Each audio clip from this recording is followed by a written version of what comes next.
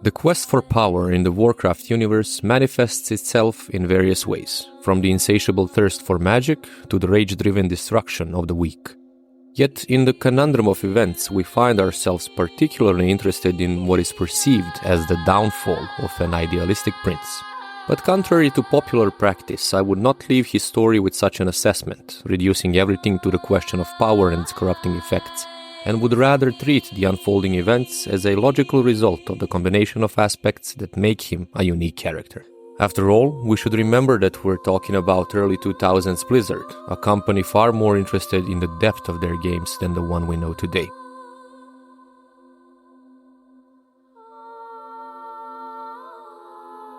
Through Arthas' saga, we traverse a path from an idyllic fairy tale where a young crown prince embarks on a heroic struggle against the evil consuming the kingdom, to a profound downfall born from the inability to reconcile the pure ideals that guide the vengeful spirit of this hyper-privileged individual with the empirical reality that starkly contrasts with the conditions in which he was shaped as a person.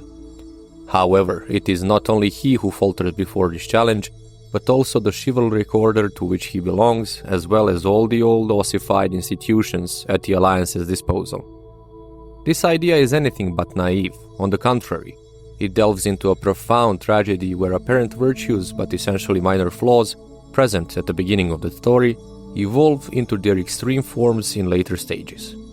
These flaws, nurtured by misguided actions, often in situations where it is impossible to discern the right course, haunt the protagonist like phantoms, shaping and ultimately determining his future. Such developments continue until the situation spirals completely out of control, causing the entire societal structure to collapse into an abyss along with its leaders. We get a vivid illustration of the aforementioned in Arthas' interaction with Frostmourne, a cursed sword that ends up governing his thoughts and decisions through whispers, leading the kingdom to ruin. That doesn't mean that Arthas loses his self. On the contrary, in the Undead campaign we see him return as the protagonist, but with an entirely altered system of values and goals. This transformation is symbolically reflected in his new role as Death Knight, culminating in the title of the Lich King. Therefore, it is my belief that any discussion about his character must highlight three key themes. First, the idealistic worldview of the Paladin Order. Second, the necessity of action by those in power. And third, the motivation that drives action. It is the intersection of these three that ultimately causes the downfall in the human campaign. Having said that, we should proceed step by step, clarifying everything previously mentioned by reflecting on the content of the campaign in which the young prince takes center stage. We first see him as direct, witty and eager to help the weak, guided by pure ideals, confident and craving validation. Inspired by the light, Arthas wholeheartedly aids his subjects on his way to Stratholme, restoring order and hope. Our hero at first glance seems like a perfect union of secular and spiritual authority, symbolized by the combination of his title as prince and his membership in the Order of the Paladins of the Light. However, the heir to the throne has another side to his personality, which we soon come to know. Upon witnessing that the orcs who had raided Stratholme and ritually sacrificed prisoners to demonic deities are not willing to negotiate, Arthas succumbs to his impulsiveness. He suggests a swift attack and the annihilation of the enemy, but is pacified by Uther's fatherly advice. Remember, Arthas, we are paladins. Vengeance cannot be a part of what we must do. If we allow our passions to turn to bloodlust, we will become as vile as the orcs. This seemingly insignificant comment, however, reveals a lot. Founded on clear concept, dualities that leave no room for nuances despite all the talk about noble motives, the Order of Paladins must, by necessity, be an organization that fosters extremism. By equating themselves with the light and insisting that they represent its protectors and promoters, they can only view their adversaries as darkness or a plague, a scourge. This inevitably influences Arthas, for whom we see in literary adaptations of his story a willingness to equate orcs with rats in response to Jaina's distress upon seeing these creatures in captivity. However, one might argue that Uther is after all advocating restraint, but I believe such an objection would be misdirected. For what Uther warns against is the danger of succumbing to vengeful wrath, of letting emotions flare to their extremes, which certainly influences Arthas' downfall later. Yet the problem does not lie there, but in the very teachings itself. If the principle is that the orcs are the enemies of the light and therefore vile creatures, the question is only how consistent and dedicated a follower of the principle is. If we truly care about the victory of light over darkness, we must do everything to exterminate the other side, to cleanse the filth, to fight consistently for what we believe in. This then leads us to the Polish philosopher Leszek Kolakowski, who argues that being completely consistent in one's beliefs is akin to being fanatical, while inconsistency allows for tolerance. If someone is absolutely convinced that their views are the only truth, they cannot genuinely tolerate differing opinions. He asks, how can morality and social values persist if false and potentially harmful views are allowed to spread freely? Because of that, it would be right to challenge the idea of foregoing necessary actions to achieve just ends if one believes their views are unquestionably right. It may seem trivial, but I believe it is essential to remember that we tend to think in pure categories, which undoubtedly save mental energy and facilitate communication. However, when these categories move beyond the realm of communication and translate into actions, especially in areas of power, their content becomes something entirely different. After witnessing the disastrous outcomes that stem from this, we often hear clumsy insistence that someone deviated, betrayed, or that it was not the real thing, instead of accepting the fact that our interpretation of reality, especially in issuing judgments about it, is inherently and dramatically limited. This should also be applied to the interpretation of Arthas's actions. Instead of insisting on the idea that his downfall comes from abandoning ideals, we should speak about it as a logical conclusion of his stubborn adherence to Puritanism. Thought to think in pure categories and equate himself with the light, however he defined it, and pressed by time and the necessity of decision-making, Arthas consistently pursues his goal, expelling the darkness. Translated into the interactions among factions we encounter in the game, the defenders of the light, that is the troops under Arthas's command, must consistently exterminate the presumed supporters of dark, orcs, undead, and even their own contaminated brethren. Only through this lens, it seems to me, can we interpret this part of the story. Now, if we return to Lordaeron, we can say that Uther and Arthas embody two approaches to the same problem within this kingdom, with in principle the same goal. The darkness must be eradicated. The question is merely how we define the darkness and how we plan to achieve that. In the end, both fail. This does not mean that they should be equated, far from it, but it should not be surprising that the alliance Jaina forms with Thrall arises miles away from Lordaeron in an entirely different world.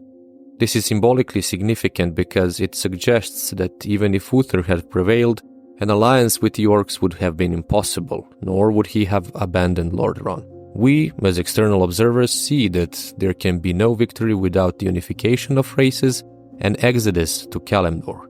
Therefore, it is clear that the only possible outcome, even in a scenario where Uther wins, would have been the fall of the kingdom, only this time it would be marked as an honorable fall.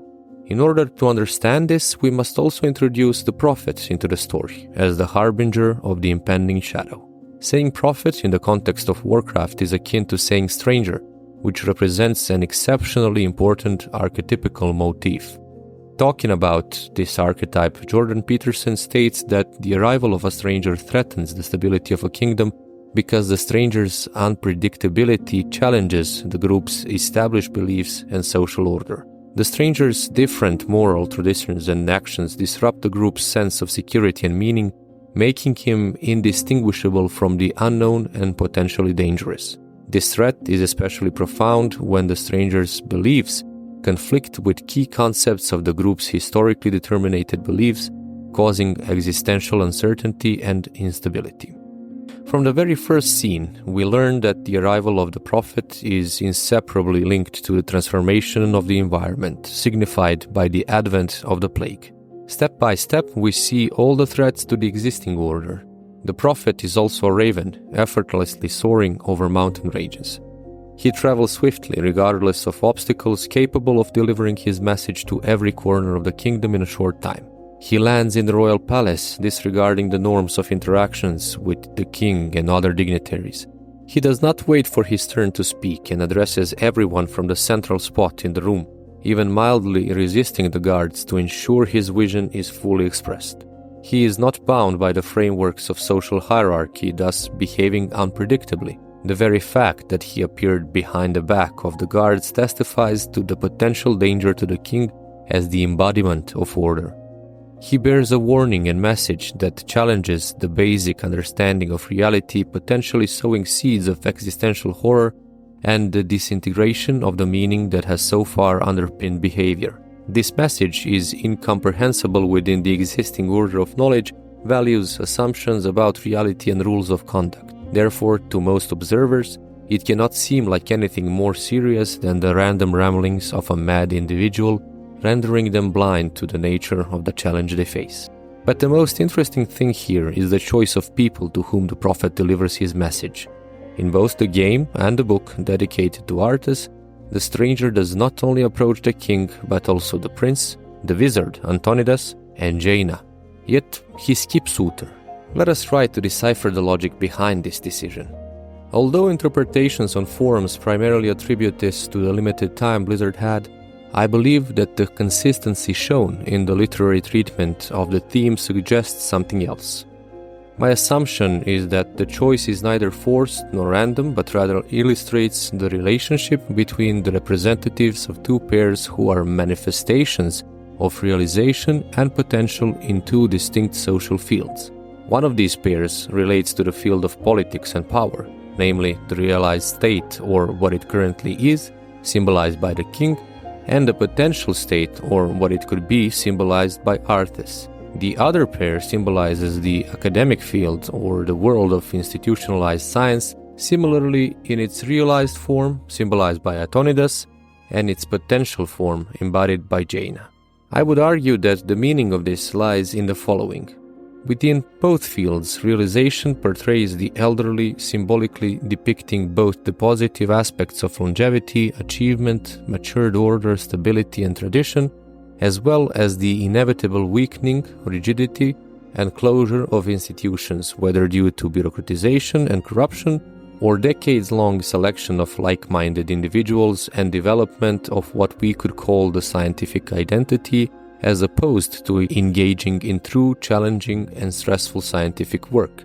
The danger of such developments is always present, and the majesty of past undertakings present in the character of the king as well as the wizard does not remove the threat of gradual decadence. However, both types of institutions inherently remain interested in the unknown. The question is only how capable they are of recognizing manifestations of the unknown as relevant and dealing with them adequately. This is precisely where their potentials come into play, actors who are yet to assert themselves. They are young, spirited, and eager to prove themselves, encapsulating both creative and destructive aspects of potential. Yet these actors are divided by a fundamental difference.